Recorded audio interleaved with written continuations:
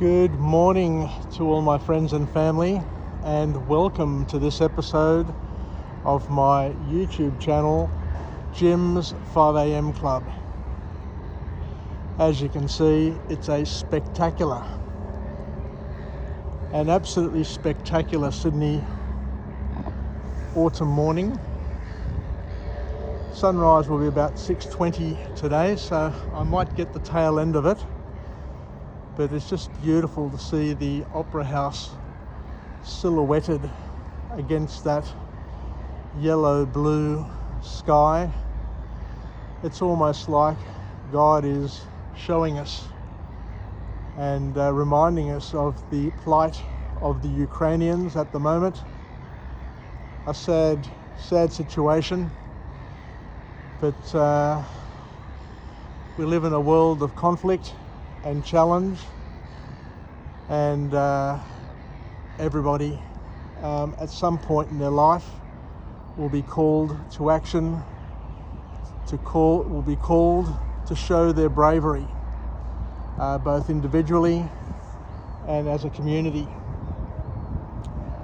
And I guess today is an opportunity to talk a little bit more about this concept of bravery, and I'm going to go through a book summary.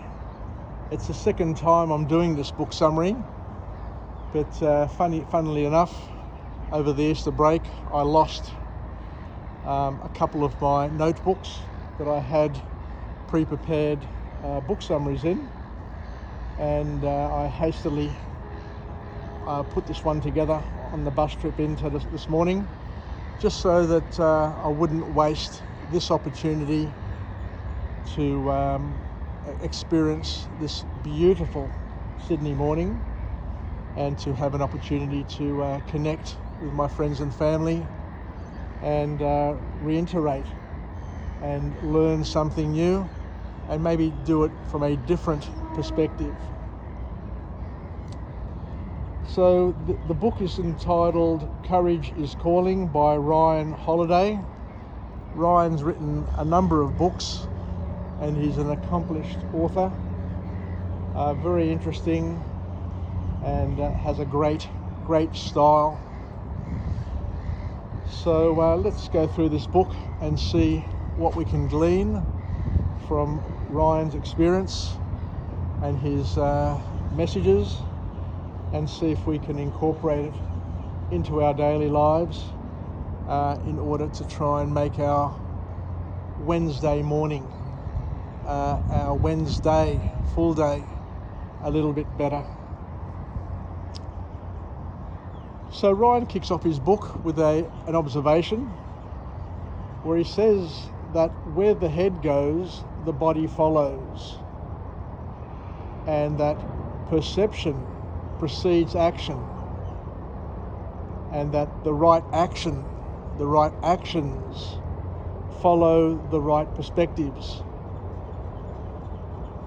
and that courage lays the right foundation for all the great endeavours in life. And we are called to be courageous in our lives. We are called to be confident and determined. And an interesting thing to consider on this beautiful morning is that where would the world be without the courageous people that have made history, that have shaped our lives? You know, where would Heracles be? Where would Ulysses be? Odysseus? Where would Jason be without the courage, without the challenges, without the struggles that they needed to endure in order to be great and to become legends in our lives? Because without the courage, without the bravery that they expressed, even though in some cases it's mythical, if they didn't do what they did, then we wouldn't know of them today. They would be insignificant. They would have lived and died without making an impact. And as I said, even the mythical figures. So the Greeks were able to project these virtues, these things upon other people and turn them into stories. But we have real people who did courageous things which changed the world, such as David of the Old Testament, who took on Goliath and won that battle, even though he was outsized, both physically and from a presence perspective. He was able to do what he had to do, to decide, to become brave, to engage his courage, his confidence, and his determination to shape the world in a beautiful, positive way. And for those who have had the opportunity to see Michelangelo's statue of David in person, you'll know what I'm talking about. Michelangelo was able to take that biblical event and create a snapshot for all of us to be able to, I guess, to admire that moment in time that changed history, that changed mankind forever. So for those who have seen the statue depicts David in a moment, and that moment is between decision and action, where his body is relaxed because he's decided that he's going to engage the enemy. His focus is intense, and his future is assured. So for all of us, we are called to be like David. We are called to be like Heracles. We are called to be like Odysseus and Jason and all the other heroic figures that have gone before us, including our parents, our grandparents, our siblings, our uncles, our aunts, and the many other heroic people who have featured in the pages of history. So the first formal point to come out of this book from this author is that facing danger and uncertainty with confidence and willingness is what makes a person brave. It's a decision that we make, and it's the certainty that we bring to an uncertain situation. And as humans, we have the ability to create certainty out of uncertainty by focusing on the elements that we can indeed control, rather than the things we can't control. So the author here says that it's important to be able to face danger, to boldly face danger, to take action, and to turn uncertainty into certainty through confidence and the willingness to make it right, to make it as you want it, through God's support and guidance, of course. So the author then goes on to say that there are a couple of different definitions. There are a couple of elements to bravery and to courage. Courage can be both moral and physical. The moral courage that we have is based on the moral compass and the life principles that we have.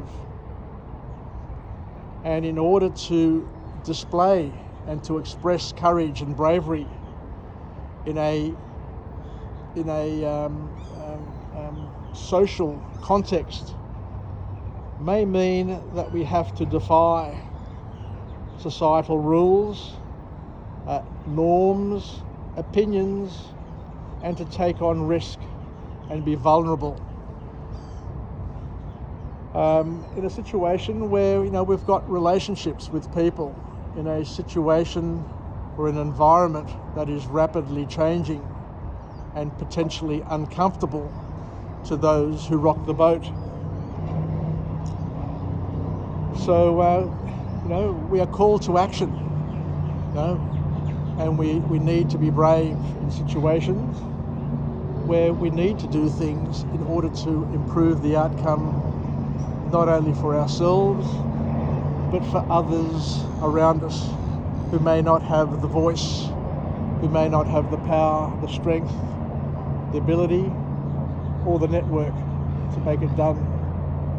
So we're called to action here from this author to be whistleblowers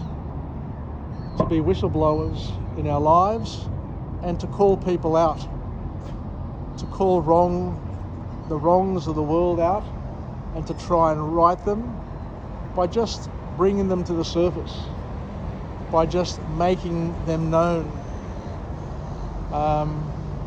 Because the big benefit that bullies have in many cases, the benefit that criminals have, is that they are able to thrive because nobody calls them out, nobody steps up to them, nobody takes them on, nobody has a crack at them. And the second sort of courage that the author talks about is physical courage, where we are at risk of having our physicality harmed. And it is tough, because what I learnt in martial arts many years ago is that bullies are bound to pick on people who are smaller than them, who are weaker than them, or are perceived to be weaker and smaller. So we are called upon to act and leave our fingerprint in this world where possible, to make the necessary changes, to call out the crimes against humanity, and to make a difference where possible by bringing the unknown into the known, making it public knowledge, so that the more people who are aware of a problem, of an issue, then the more people can muster the energy and the courage and the bravery to take them on and to support those who are taking on the bullies of the world. So the author here then goes on to talk about how we become brave. What are some of the tools that we can incorporate into our toolkit to help us leverage our innate bravery? And the author goes on to say that we can overcome fear by using logical reasoning and defining it.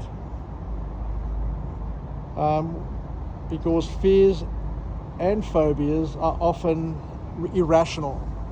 In fact, if we sit and think, if we sit and analyse our fears, it'll become quickly apparent that most of our fears are irrational fears, fears that we have inherited from our parents, our environment, our teachers, our friends, our family, the environment, the people that we hang out with. The things that we talk about most regularly generate the fears that we have in our lives. And it's important to understand that if you sit and analyse these fears, in many cases, a lot of these fears are actually blown out of proportion by the media, by us overthinking things, because life isn't as bad nor as dangerous as what we fear.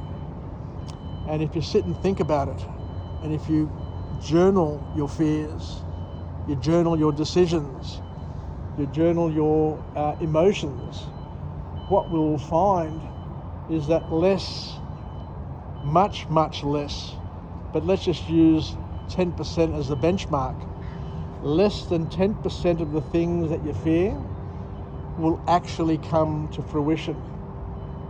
90% of your fears are BS, irrational fears, and not worth worrying about, because you're worrying about things that will never ever happen. So one of the best philosophies, I guess, is to deal with things as and when they arise. By all means, think about your future.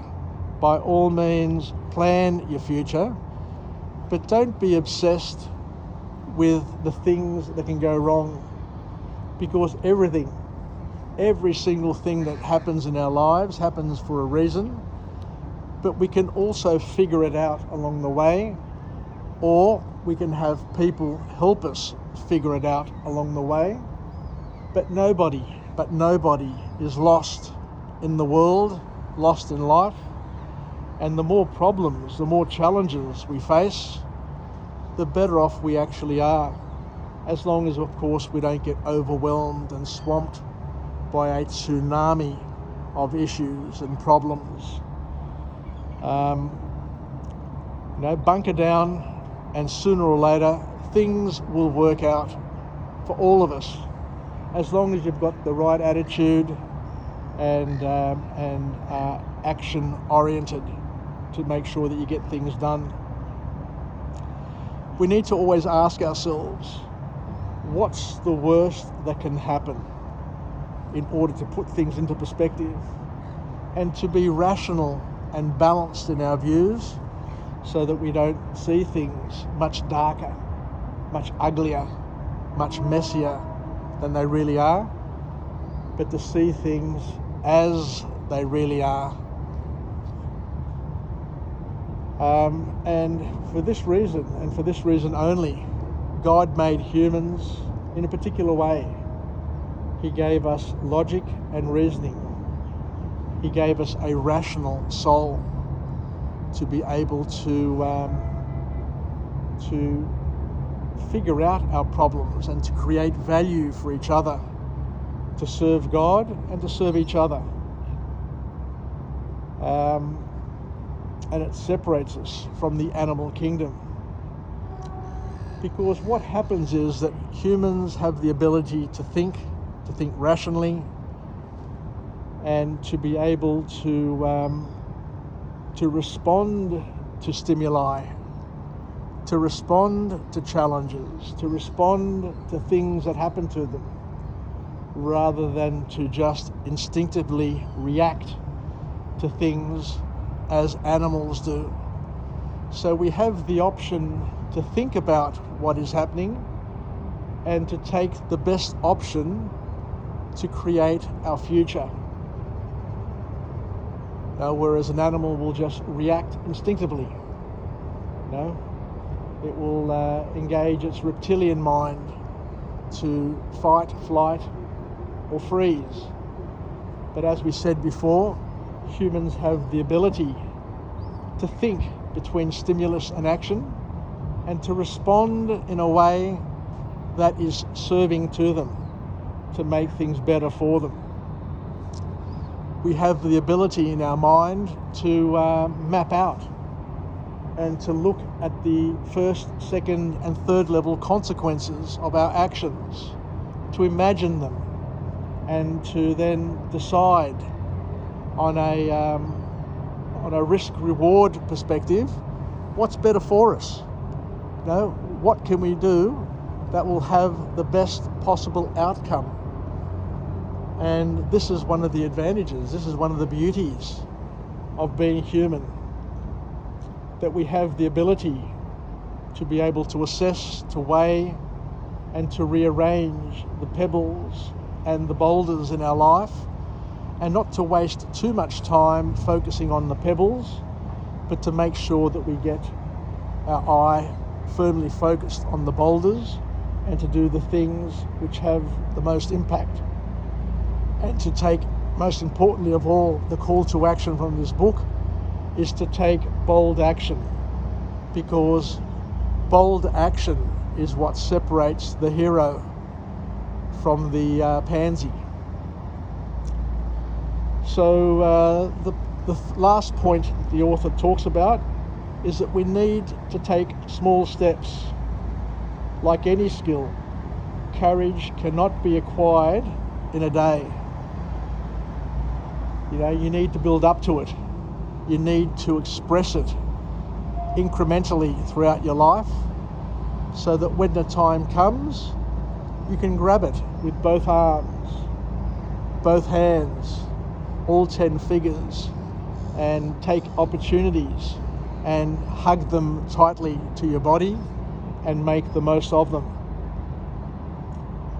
Aristotle, the ancient Greek philosopher who followed Socrates and Plato, said that one of the key measures of a human is their ability to live in virtue, to practice and express their virtues. But we must take positive action. We must take action on a daily basis, small steps, and express and work our virtues on a daily basis by taking those small, positive, incremental steps, by starting small and making it count. It's very, very important to understand that we need to start small, but all the things we do, we need to make it count. And one way of doing this and living this is by keeping the promises, making and keeping promises that you make to yourself. A lot of people spend their lives trying to promise other people and to live up to promises to other people. But we all know that if you can't keep a promise, if you can't first of all make a promise to yourself and keep the promises you make to yourself, then you've got no chance of keeping promises to other people. So we're better off having a crack. Instead of making promises to other people, start with the promises you make to yourself, that you're going to look after yourself. You're going to get yourself into shape before your next birthday. You're going to exercise. You're going to keep a journal. You're going to read books. You're going to try and be a better person. All of these things are probably more important than just trying to be Mr. Popular or Miss Popular to other people on Facebook or Instagram. So keep your promises and make sure that you're doing the things that match your calling, that match your goals, that are aligned to your values, so that you can live a life of importance and that you don't live with regret. So the author here invites us in this book to step outside our comfort zone. One way of describing it, which is empowering, is to talk about not only stepping outside your comfort zone, which could sound a little problematic, but some authors talk about just leaning outside your comfort zone. So, because if you live and work and exist within your comfort zone all the time, you're not going to grow, develop, or be a better version of yourself. So it's the bottom line from this author by Ryan Holiday in this book is to take responsibility and accountability for your own life, to decide and to act as best you can at every decision point and every moment in your life. So there you go, another beautiful book summary on this beautiful Sydney autumn morning. I want to thank you for taking the opportunity to join me on this vicarious morning journey, a journey that I take virtually every business day. I get up 4:45 every day, shower, shave, get in the car, drive to the bus stop, jump on a bus, take some notes, and just showing you today's notes. I take some notes and head down here to Circular Quay. And as I say, I get up half an hour early so I can do this. Head down to Circular Quay and do a vlog. This is number, I think, 1321. I reckon I'm well on track at being one of the most prolific vloggers of personal development material throughout Australia, and if not the world. I've been doing it for a couple of years. I enjoy doing it. If I didn't enjoy doing it, I wouldn't be doing it every single day, and generating the material that I've been able to generate. And it's an opportunity to learn, grow and develop, and also to live, learn and pass it on. And I encourage everybody to take an opportunity to read, to mull over it, to journal their emotions, their feelings, their ideas, and to share it with their families. For me, this is my legacy to my children, to my grandchildren. There will come a day where I will no longer be here to be able to talk with them, but hopefully I can communicate to them through these vlogs, through this YouTube channel that I've been able to build incrementally, one vlog at a time, to be in a position to be able to look back and to marvel at the quantity of books that I've been able to summarize and present, and at the same time highlight the beauty of this city of Sydney. Take care, have a great rest of the week. The sunrise isn't as spectacular as I was kind of hoping for this morning, but sooner or later over the next few days we'll get to see some magnificent Sydney autumn sunrises. So wishing you all the very best on this Wednesday, and a productive day indeed. Yassas, take care from Jim on Jim's 5am Club.